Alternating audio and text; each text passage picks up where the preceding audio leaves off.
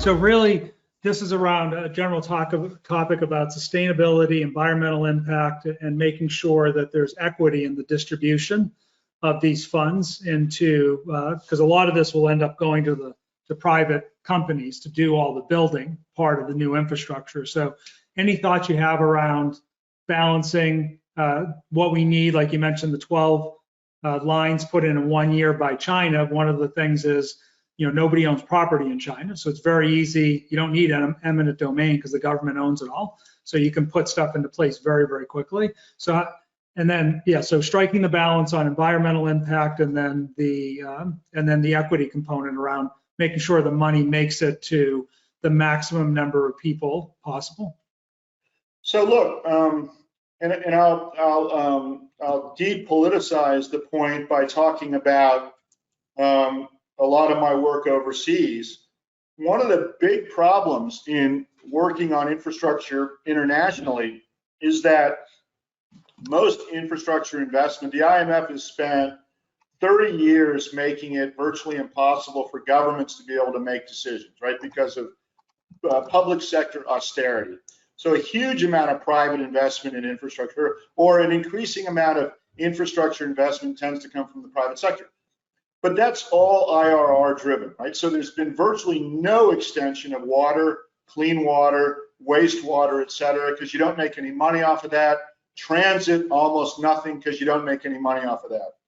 Somehow, I think one of the really interesting answers to your question, actually, I think it's an answer to both of your questions, Dan, is that we need to figure out, and we're actually building an algorithm, but we need to focus on benefits and on maximizing and measuring benefits, figuring out what those are, and then maximizing benefits to the consumers in the watershed of that particular infrastructure project, whether it's a renewable project or whatever. And part of it may be jobs, part of it may be carbon, part of it may be national security. Those are conversations that we need to have around infrastructure, and you have to open up the sort of the can of worms, because obscurity, darkness doesn't actually promote debate. And this is a really good opportunity for us to talk about what we really mean by benefit. Why do we do projects? Let's go back to where Evan started the conversation. Why do we do projects?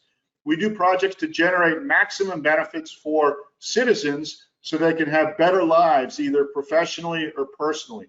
That's why we do projects. So the benefits of projects are obviously critical, and it's critical that everybody get equal access to, my dad used to say that he was born in 1913. So think about that.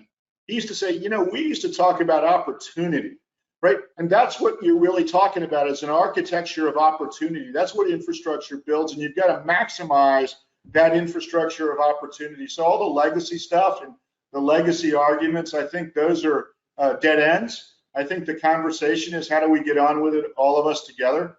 And I think that's focusing on benefits and on a broad and pretty specific algorithm around benefits is pretty interesting. It's not going to be an easy conversation, but it's going to be a much more interesting conversation than the one we're having right now.